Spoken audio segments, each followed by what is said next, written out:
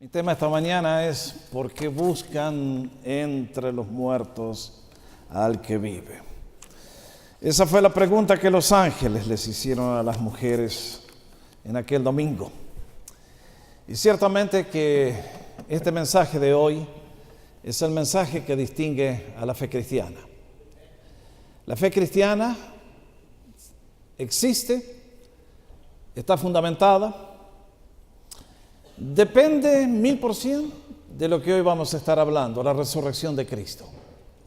Si esto no hubiera sido cierto, entonces sería muy triste nuestra vida, nuestro futuro y nuestras creencias. Pero como vamos a ver en esta mañana, confío, especialmente si usted está aquí por primera vez, es nuevo a las cosas de Dios, que el tema que vamos a tratar es algo que vale la pena escuchar, porque es el fundamento para una vida transformada. Y en esta mañana, al analizar este párrafo de Lucas capítulo 24, quiero llevarlos rápidamente a considerar por qué podemos creer que Cristo resucitó, o sea, cuáles son las evidencias de la resurrección del Señor. ¿Por qué resucitó el Señor? ¿Con qué propósito? Y luego, algunos desafíos que nos quedan para ustedes y para mí en este día. ¿Vamos? ¿Se animan? ¿Me siguen? En primer lugar, cuando ustedes y yo nos acercamos a los evangelios que contienen la vida del Señor, encontramos el relato desde su nacimiento hasta su muerte. Y a diferencia de otras biografías, el episodio de la muerte del Señor y su resurrección ocupa la mayor parte de lo que los historiadores nos cuentan. Siempre recuerdo la biografía del héroe máximo de nuestro país, el general San Martín, una biografía del doctor Hamilton, 400 páginas, la última frase y murió, se acabó. La vida de Jesús es al revés. Todo lo que él hizo en esos últimos días del jueves, viernes, sábado, domingo, es lo más importante. ¿Por qué? Bueno, ahora lo vamos a ver. Cuando ustedes y yo nos acercamos al relato de Lucas, encontramos la continuación de algo que ha pasado. El viernes Jesús murió entre dos ladrones, murió como si fuera el peor delincuente, murió cuando él dijo que iba a morir, no cuando los hombres le quitaron la vida, sino cuando él se entregó a la muerte, porque estuvo en control todo el tiempo. Pero quiero asegurarles que Jesús murió completamente. Y que cuando lo bajaron de la cruz, fue una sorpresa para el gobernador, que no podía creer que hubiera muerto tan rápido, para los soldados, que a los otros dos los tuvieron que asesinar, porque el relato nos dice que los judíos no querían que estén en la cruz. Y en este caso el Señor muere. Hay un apresuramiento. El sábado es día sagrado, no pueden estar tocando un cadáver, un judío. Pero gente que le ama viene y lo momifica al Señor. Lo envuelve en lienzos de aquí para abajo y un sudario que envolvía la cabeza. Y así lo colocan en una tumba. Y ustedes se dan cuenta que las mujeres habían tenido que hacer un trabajo apurado. Y por eso, el sábado nadie se movía. En Israel nadie se mueve hasta el día de hoy en un día sábado. No sé si contarles una historia de lo que es esto tan solemne, pero cuando estuvimos en un día sábado, me subí a un elevator con Francis para ir del restaurante en la parte de abajo del hotel a nuestra pieza, y subimos y el elevator paraba solo. Paró en el primer piso, segundo piso, tercer piso, aunque nadie lo llamaba. Las puertas se abrían y se cerraban, nadie llamó, nadie entró. Y una mujer que estaba con nosotros nos dice, este es un elevator del día sábado. Como los judíos tienen prohibido apretar un botón porque se considera trabajo, entonces el elevator está programado. ¿Se da cuenta hasta dónde llegaban? Mire lo que es ser fanático para observar la religión. Y en este caso estaba todo quieto, las mujeres no hicieron nada y como la tarea estaba incompleta, entonces decidieron completar la tarea el día domingo. ¿Qué pasó, hermanazo? ¿Será que estoy fuera de escuadra con el sermón? Gracias, Jonathan. Algún problema técnico hay en algún lugar. Gracias a todos, sinceramente. Gracias. Entonces, vinieron apuradas a completar una tarea que tenía que ser terminada. Y vaya sorpresa.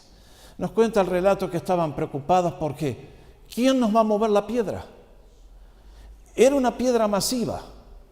A veces cuando veo las representaciones que hacemos en las iglesias, ponemos un sepulcro y luego hacemos una piedra de cartón que es como una moneda grandota.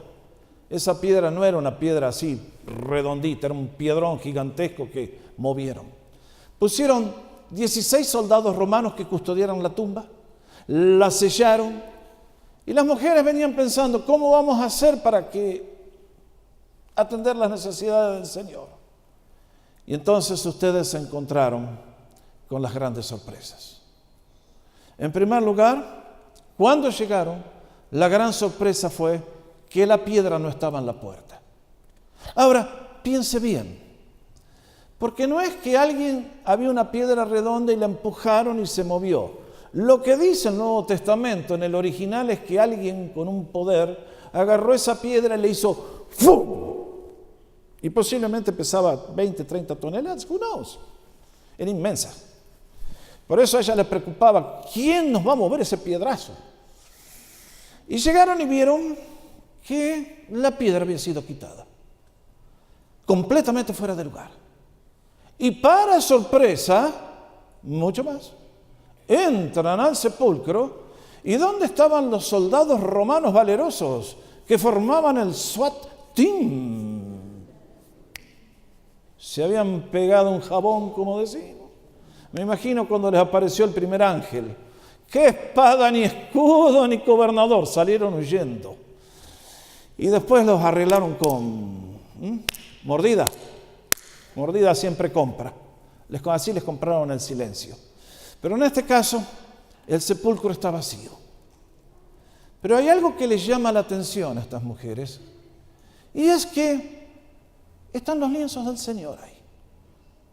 Primera evidencia de que Cristo resucitó, el sepulcro estaba vacío. Alguien dijo correctamente, la piedra fue removida no para que Cristo saliera, sino para que nosotros pudiéramos ver y entrar que Él no estaba allí. Bien dicho. Segunda evidencia de la resurrección del Señor. El mensaje de los ángeles. Bueno, qué lindo sería que un ángel apareciera en este momento aquí.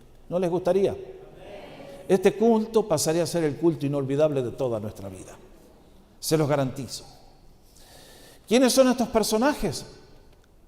Sirven a Dios, fueron creados para ejecutar sus órdenes. Y tienen poder y atributos notables, y en este caso sirvieron al Señor cuando nació, le acompañaron en la tentación, estuvieron con Él en Getsemaní. Es lógico que en este día van a estar anunciando que Él ha resucitado. Y se dirigen a estas mujeres que tienen fe. Y entonces le hacen la gran pregunta, ¿por qué están buscando entre los muertos al que vive? Reconocen que es una misión de amor y compasión, pero era una búsqueda que estaba fuera de lugar. Y entonces les recuerdan las palabras de Cristo. Esas mujeres las habían escuchado los apóstoles. El Señor, desde el mismo momento de que se dio a conocer, le anunció a la nación que Él iba a resucitar. Una de sus primeras grandes acciones públicas fue limpiar el templo. Y cuando le dijeron, ¿por qué haces esto? Le dijeron, destruyan este templo y yo en 3 días lo levanto. Y ustedes saben cómo entendieron los religiosos aquello. Pensaron, este no sabe nada de arquitectura. En 3 días va a levantar este templo que Herodes le llevó 60 años reedificarlo. Por favor, estaba hablando del cuerpo suyo. Días después le anunció a la nación, de la misma manera que Jonás estuvo 3 días en el vientre del gran pez, yo voy a estar y voy a volver a vivir. Y se los dijo, y se los dijo, y se los dijo 1000 veces. Excepto que es un hecho en la vida que no hay peor ciego que el que no quiere ver, dice el proverbio popular. ¿No es así? Y en este caso lo tendríamos que parafrasear y decir, no hay peor sordo que el que no quiere escuchar. Aquella gente estaban ciegos. Jesús les dijo que venía con una misión para tratar con el problema fundamental de la raza humana. Pero ellos pensaban en el Mesías militar que les iba a dar la libertad del yugo romano. Y por más que Jesús se los dijo y se los dijo y se los dijo, ellos no quisieron escuchar. Hasta este momento, cuando de repente, ahora sí, ahora se acordaron que Jesús les había dicho. Notable cómo la mente humana puede ser manipulada de acuerdo a lo que nos gusta a nosotros. Cada uno escucha lo que quiere escuchar. Si no le gusta, cortamos. Esto no me gusta. Tercero, las envolturas de lino. Tercera evidencia. Las mujeres salen corriendo a dar la noticia y el primero que viene es Pedro. Siempre el impulsivo. El relato lo tiene el Evangelio de Juan.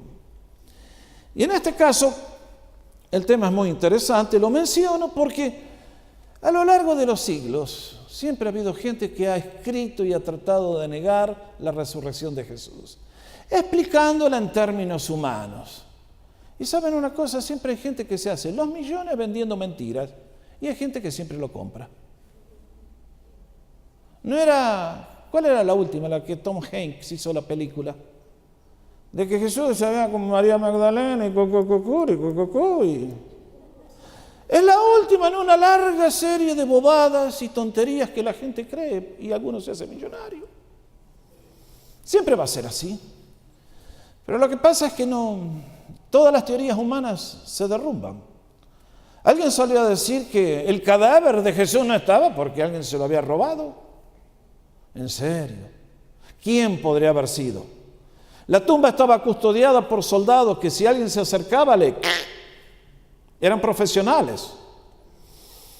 Hubieran sido ladrones comunes que querían robar un cuerpo. ¿Qué valor tenía eso? Los discípulos que hicieron robar el cadáver. No, pero si estaban temblando de miedo el día de la resurrección. ¿Cómo? Además, ¿quién roba un cadáver y antes de llevárselo para casa le saca las vestiduras? ¿A dónde? Usted si se roba un cadáver se lleva el cajón completo, ¿no? No, primero te saco el traje que te pusiste de Gucci, qué bien que te queda, viejo, ¿eh? Y lo vamos a dejar acá y te vamos a poner el gorrito que tenías acá a un lado. No, usted no hace eso. Nadie hace eso.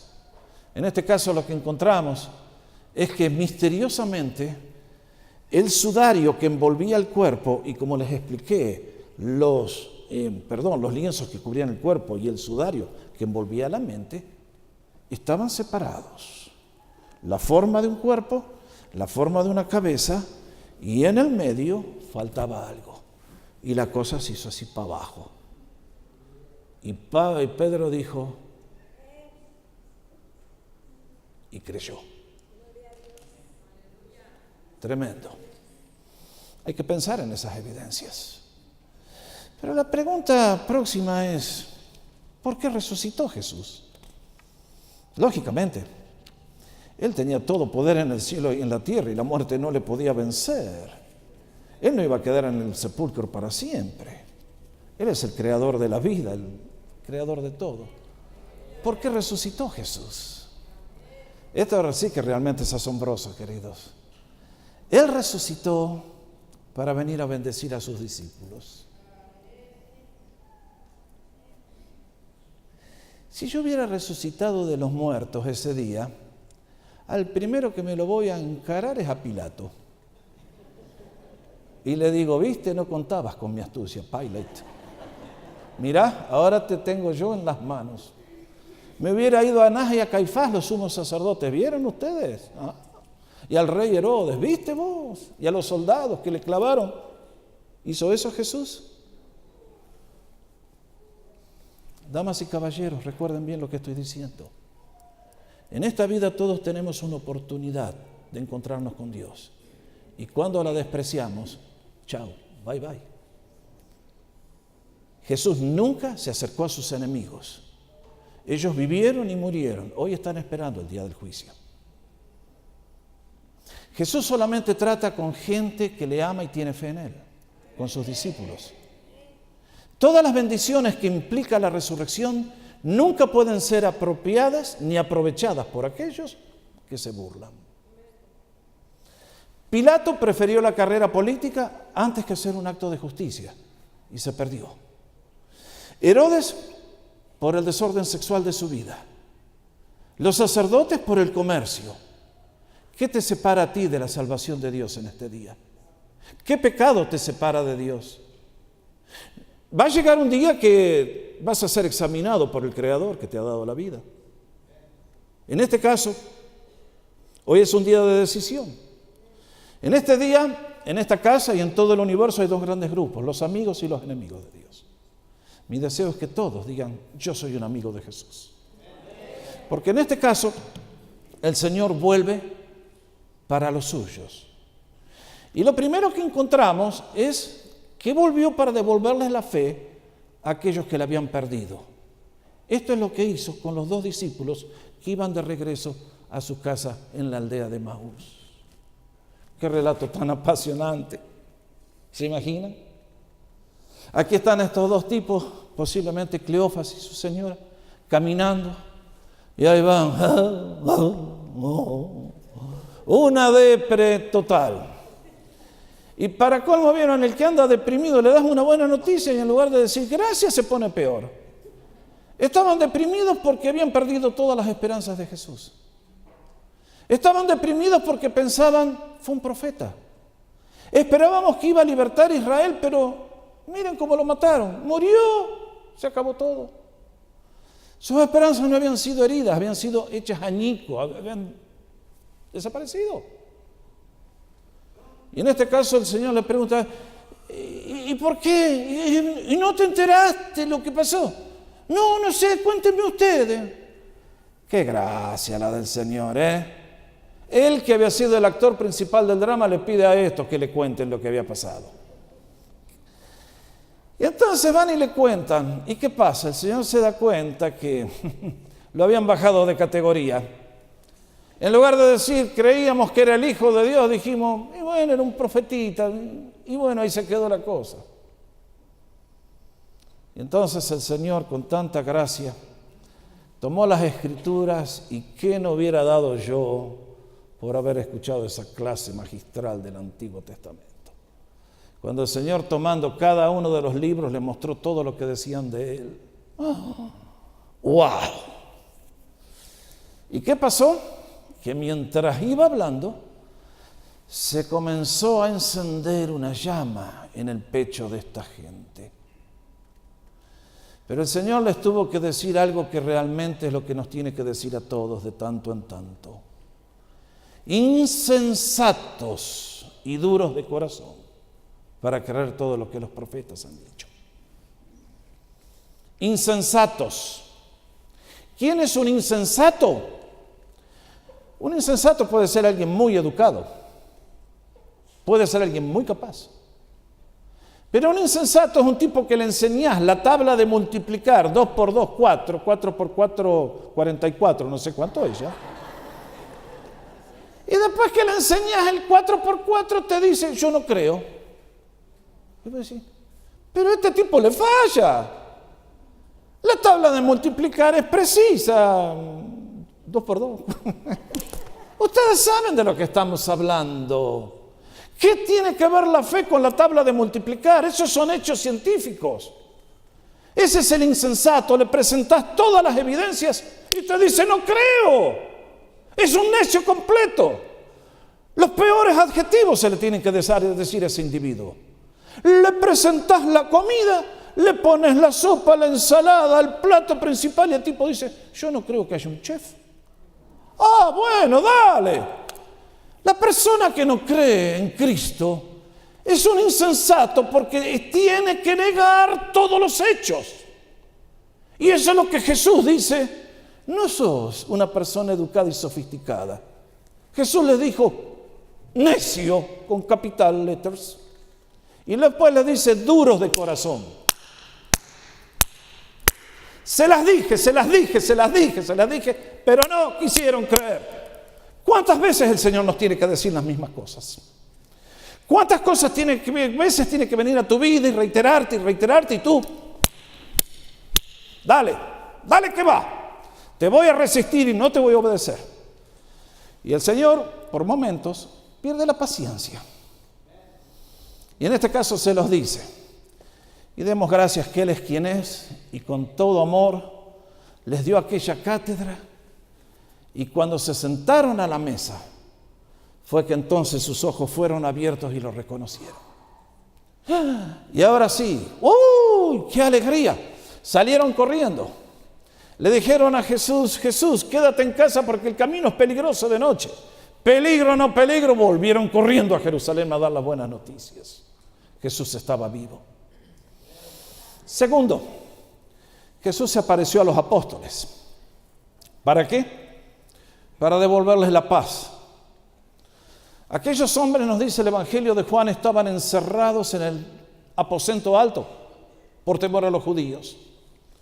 Tenían miedo que de la misma manera que habían venido a buscar a Jesús, los iban a venir a buscar a ellos para asesinarles. Y la única chance que tenían era ¿cuál?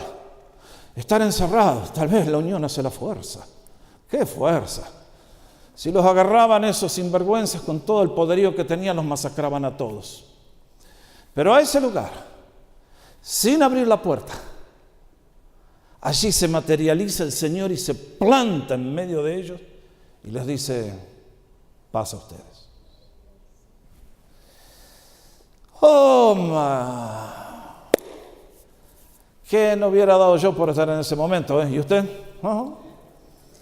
Imagínense, lo primero que les dice el Señor es paz. Esta gente tenía miedo, estaban turbados, estaban acobardados, habían perdido los sueños, creían que todo había sido un fracaso total y Jesús se aparece y les dice, paz a ustedes. Y ahora se dan cuenta que es algo tan increíble que finalmente empiezan a entender todo lo que el Señor les había tratado de decir, pero todavía no la creen. Es que claro, ¿usted alguna vez vio a su abuelita entrar en su dormitorio de golpe que vino del cementerio? Está medio bravo, ¿no? Entonces el Señor, pensando que era un espíritu, les dice, oigan, yo resucité corporalmente, ¿ven mis marcas? Un espíritu no tiene marcas. Denme algo de comer. Y de la parrilla vino aquel pescado y qué cosa rica. Oh. Y delante de ellos comió. Fin de las dudas.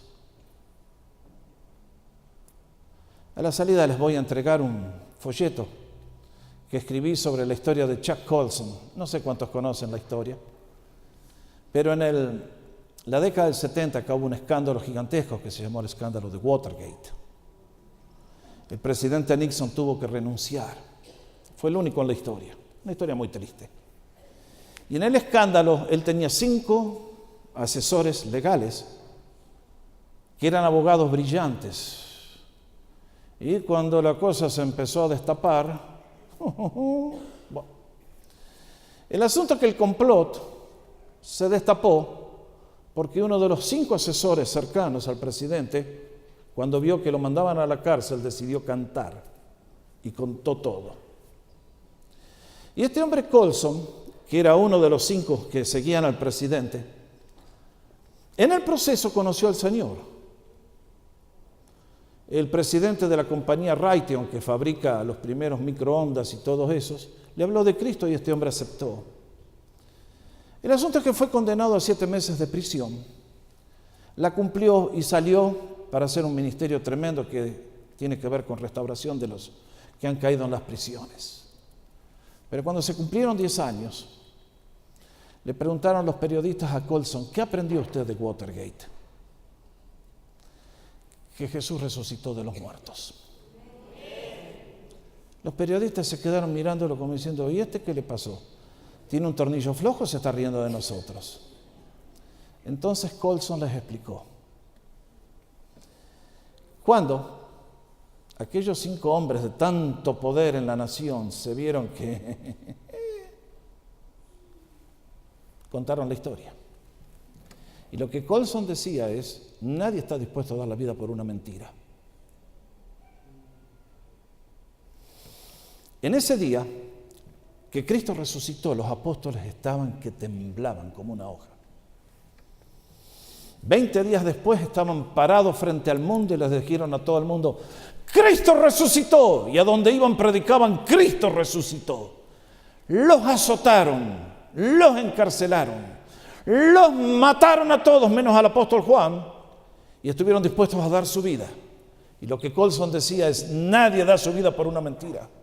Esos hombres fueron formados porque Cristo resucitó de los muertos. Y entonces, eso es lo que estamos hablando. La resurrección de Cristo fue para sus hijos, fue para aquellos que tienen fe en Él, fue para aquellos que creían en Él y de alguna manera se habían confundido. Y para esta gente atemorizada. Y entonces la tercera razón es porque tenía que comisionar a aquellos hombres. Y en la última parte leímos: y les dijo, así está escrito, que el Cristo padecerá y resucitará de entre los muertos al tercer día, y que en su nombre se predicará el arrepentimiento para el perdón de los pecados a todas las naciones, comenzando desde Jerusalén. Ahí la tiene. ¿Cuál es el mensaje que tenían que predicar ahora? Que hay esperanza para la raza humana, de resolución del problema más grande que tenemos, que es el problema del pecado, que nos ha alejado de Dios, nos ha cortado la comunicación y nos ha cortado todas las bendiciones. ¿Qué es el pecado? Es el que ha traído todas nuestras enfermedades y todas nuestras calamidades. Es ese pecado el que nos ha engañado y, como veíamos en los testimonios, vivíamos para cosas que no eran buenas y sin embargo las hacíamos. Y lo que ustedes y yo necesitamos escuchar es: ¿puedo ser perdonado por Dios? Hay esperanza para mí. Y esto es lo que me lleva a meditar con ustedes 2 o 3 minutos más sobre el mensaje de la resurrección. Porque Cristo resucitó de los muertos, hay evidencias. Vino para bendecir a los suyos. Pero ¿qué te dice a ti y a mí en este día la resurrección de Jesús? A mí me deja 3 cosas. Mirando hacia el pasado, la resurrección de Cristo me recuerda que mi pasado puede ser perdonado y que puedo comenzar una nueva vida. San Pablo, escribiendo años más tarde, después de haber tenido la experiencia renovadora de Jesús, nos dice: Jesús nuestro Señor, que fue entregado por causa de nuestras transgresiones y resucitado para nuestra justificación. Marque ese versículo en su Biblia. Lo que está diciendo es que Cristo, cuando fue a la cruz, a sabiendas y con un propósito definido, iba para resolver el problema más grande que tú y yo tenemos: nuestra culpa, nuestro pecado. Y que si morimos en el pecado, estamos condenados a vivir mal aquí y a saltar al infierno en la eternidad. Y que a menos que haya una reconciliación entre el hombre y la mujer y Dios, está todo perdido. Cristo se entregó, nos dice San Pedro, el justo por los injustos, para llevarnos a Dios. Nos dice que Él cargó nuestros pecados sobre el madero. Nos recuerda que todas nuestras transgresiones fueron cargadas sobre el Hijo de Dios en ese acto horrendo de sufrimiento. ¡Qué castigo brutal! Y lo que nos dice aquí es que cuando Cristo murió, ofreció un sacrificio gigantesco que el Padre aceptó, y para demostrarlo resucitó a su Hijo de entre los muertos. Si Cristo no hubiera resucitado, no era un Salvador completo. Hubiera sido un buen ejemplo tal vez, pero nada más. Pero cuando Cristo resucitó, es porque el Padre aprobó su obra y hoy le ofrece a toda la raza humana el perdón más grande que pueda haber, la solución más grande que pueda haber, y es que tú y yo podemos ser perdonados de nuestra culpa, de nuestro pecado, y ser puestos en una nueva relación con Dios. Yo no sé quiénes están acá esta mañana en la casa del Señor, no sé quiénes son los que me miran, no conozco su pasado, Dios sí lo conoce. Él tiene registrado en sus cámaras y en sus libros toda tu vida, todo lo que has pensado, lo que has imaginado, lo que has hecho. Y Dios te va a pedir cuentas un día. La muerte de Cristo me dice que hay esperanza para todos. La resurrección de Cristo me dice que todos podemos recibir perdón. Pero el mensaje dice, salgan y prediquen arrepentimiento para perdón de pecados. En el día de hoy se predica de un Cristo que te va a ayudar, que te va a dar. Primero te arrepientes, después hablamos. Primero busquen el reino de Dios y su justicia, dijo Jesús, y todas las demás cosas vienen por añadiduras. Yo no te invito a venir a Cristo para tener un mejor hogar, mejor sexo, mejor self-image, nada. Todo eso no lo vas a lograr hasta que te arrodilles al pie de la cruz y pidas perdón al Creador que te ha dado la vida. De otra manera, estás viviendo una mentira. Segundo, el mensaje de Cristo me recuerda que el Señor está presente conmigo hoy. Esto es lo maravilloso de este relato de Lucas. Nunca se preguntó por qué el Señor aparecía y desaparecía, aparecía y desaparecía. Antes de ir a la cruz estuvo con los discípulos todos los días, ahora no. Él se aparecía en un momento y cuando se descuidaban, ¡paf!, no estaba más. Jesús estaba haciendo una transición. Les estaba enseñando que mientras estuvo con ellos, lo veían, lo tocaban, lo escuchaban. Pero ahora ese mismo Jesús estaba con ellos y lo tenían que aprender a ver con los ojos de la fe, no con los físicos. Y por eso leemos, y mientras conversaban y discutían, Jesús mismo se acercó y caminaba con ellos. ¡Qué lindo! Y si alguien me pregunta, ¿dónde está Jesús en este día? Aquí conmigo. Acá conmigo. Todos los días. Sin fallarme nunca. Él está contigo siempre. Eso significa que mejor que te cuides a donde vayas y lo que hablas, porque Él lo sabe todo. Pero también qué consolación, qué aliento, qué poder. No importa lo que venga en la vida, Cristo está conmigo. Soy más que vencedor entonces. Y fíjense que traspasando las paredes, Cristo llegó a donde estaban. ¿Por qué estamos esta mañana reunidos? Porque Cristo está aquí. Si Él no estuviera, vamos a jugar al golf, vamos a pescar al mar. Pero Él en silencio atraviesa todos nuestros muros y nuestras ventanas y con brazos extendidos se presenta a su pueblo para bendecirte una vez más. Asombroso el Señor. Hoy Cristo está conmigo, me acompaña siempre. No tengo por qué temer en la vida. Tengo un Salvador poderoso que me protege con sus brazos y me sostiene con sus manos. Es un pastor amado que me guía y es un Padre que me provee. Es Cristo el Señor. ¿Tienes tú este amigo, este Salvador, este Padre? Hoy es la gran invitación para que lo recibas en tu vida. Tercero, que en el futuro Cristo será mi Redentor. Mis queridos, están gozosos que un día se van a morir.